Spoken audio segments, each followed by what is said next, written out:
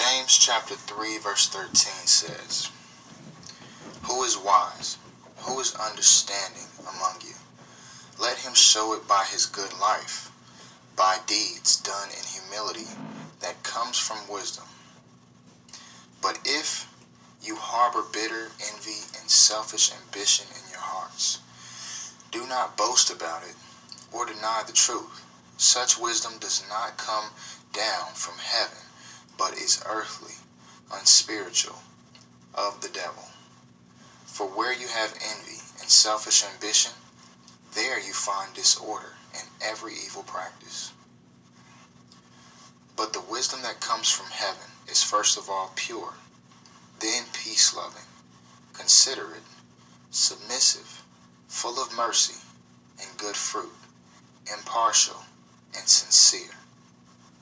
Peacemakers who sow in peace raise a harvest of righteousness."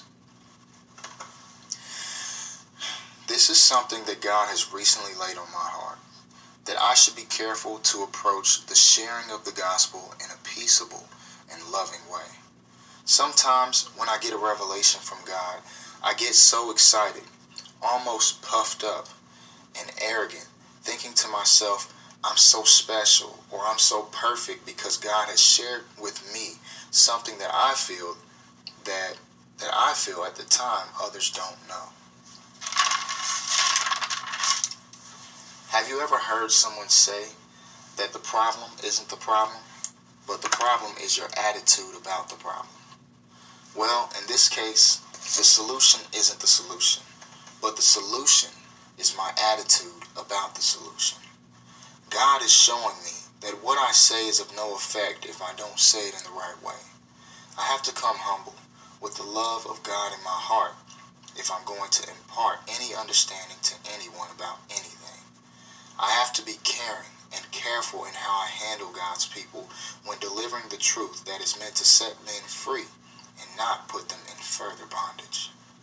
God is showing me that everything that I know that God has revealed to me, they also know, and it has been revealed to them as well.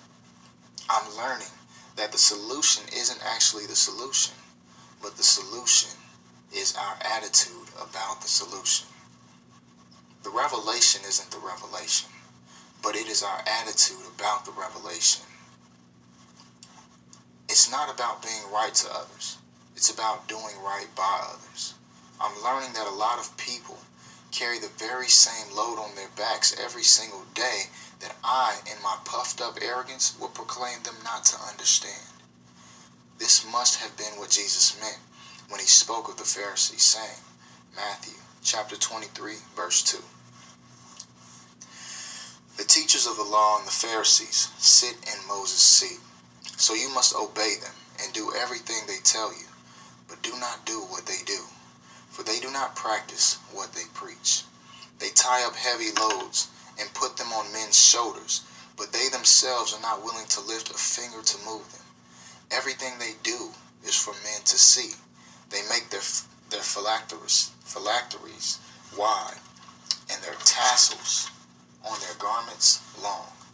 They love the place of honor at the banquets and the most important seats in the synagogues. They love to be greeted in the marketplace and to have men call them rabbi. But you are not to be called rabbi, for you have only one master, and you are all brothers.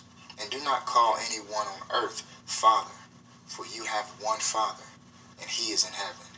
Nor are you to be called teacher, for you have one teacher, the Christ. The greatest among you will be your servant, for whoever exalts himself will be humbled, but whoever humbles himself will be exalted.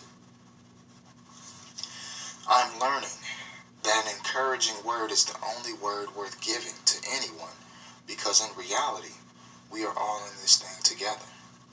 I'm learning that before any criticism, whether constructive or destructive, love and mercy must be shown first, and that compassion must be the principal thing in any message to anyone. There are so many in this world hurting from carrying the load itself. The message of Christ ought to give them strength and encourage them, not tell them that what they're already doing about the problem isn't enough or that it's not working. I'm learning that to get up under something is to understand it, and to help someone in their cause is to uplift them. I'm learning that any battle won with words was never a battle worth fighting in the first place, seeing that it proved nothing. I'm learning that the main ones giving out corrections are usually the main ones that need correcting. I'm learning that an encouraging word, a soft reply, and a heart full of compassion is all that is needed to empower someone who is weak, give them strength in their purpose, and to show them the love that comes from the Father. I hope this blessed someone today. Thank you for listening, and may God add a blessing to the hearing of this word.